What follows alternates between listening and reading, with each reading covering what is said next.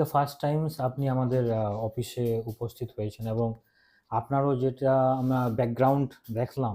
যে আপনি political party থেকেও যুক্ত রয়েছেন এবং আপনি বিশেষ করে পঞ্চায়েত সমিতির মেম্বারও রয়েছেন। আমাদের কাছে খুব আনন্দের ব্যাপার যে আমরা প্রত্যেকটা পলিটিক্যাল পার্টিকে আমরা নেতাদেরকে শুরু করে সবাইকে, প্রত্যেকটা লোকে আমাদের আমাদের রাষ্ট্র বিকাশ কেন্দ্রের সঙ্গে যুক্ত হতে পারে, যে কোনো পজিশনে যারা হোক না কেন, যারাই সমাজকে ডেভেলপ করতে চায় তারা কিন্তু আমাদের রাষ্ট্র বিকাশ কেন্দ্রের সঙ্গে যুক্ত হবে। এতে ধর্ম বর্ণ নির্বিশেষ থেকে শুরু করে কোনো রকমের কোনো বাধা নিষেধ নেই, যে কোনো পলিটিক্যাল পার্টি আমাদের সঙ্গে যুক্ত হতে পারে। বাট আমি এখানে আপনাকে একটাই প্রশ্ন করতে চাইছি যে আপনি যে আমাদের সঙ্গে যে যুক্ত হতে যাচ্ছেন, তো যে সমস্ত চ্যালেঞ্জেস যে দেখা দিচ্ছে যে ডিজিটাল এডুকেশন এবং বিজনেস হাব খুবই জরুরি এখনকার সময়, 21st সেঞ্চুরিতে যদি ডেভেলপ আমরা করতে হয় সমাজকে এবং আমাদের কমিউনিটিকেও ডেভেলপ করতে গেলে আমাদের এখনকার সময়ে যেটা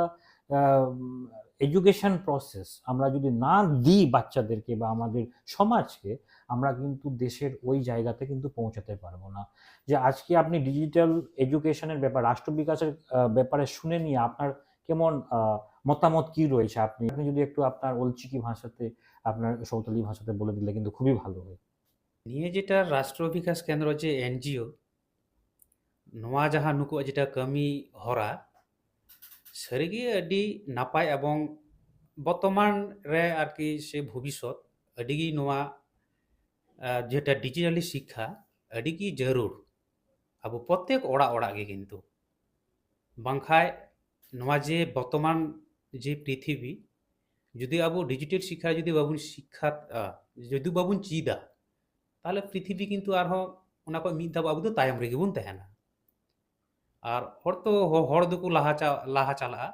ᱟᱨ ᱚᱠᱚᱭ ᱠᱚ ᱟᱵᱚ ᱡᱩᱫᱤ ᱵᱟᱵᱚᱱ ᱪᱮᱫᱟ ᱱᱚᱣᱟ ᱠᱚ ᱡᱤᱱᱤᱥ ᱛᱟᱦᱚᱞᱮ ᱫᱚ ᱟᱵᱚ ᱠᱤᱱᱛᱩ ᱛᱟᱭᱚᱢ ᱨᱮᱜᱮ ᱵᱚᱱ ᱛᱟᱦᱮᱱᱟ ᱡᱟᱨ ᱠᱟᱨᱚᱱে ᱟᱵᱚᱣᱟᱜ ᱟᱹᱰᱤ ᱡᱟᱹᱨᱩᱲ ᱱᱚᱣᱟ ᱰᱤᱡᱤᱴᱟᱞ শিক্ষা সে চিদ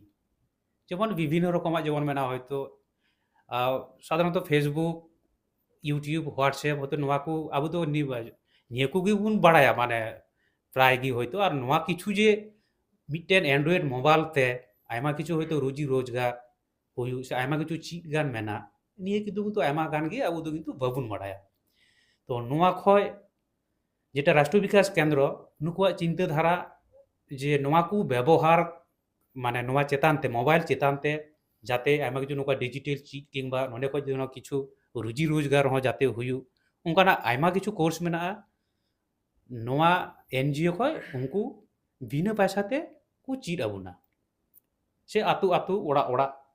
সেন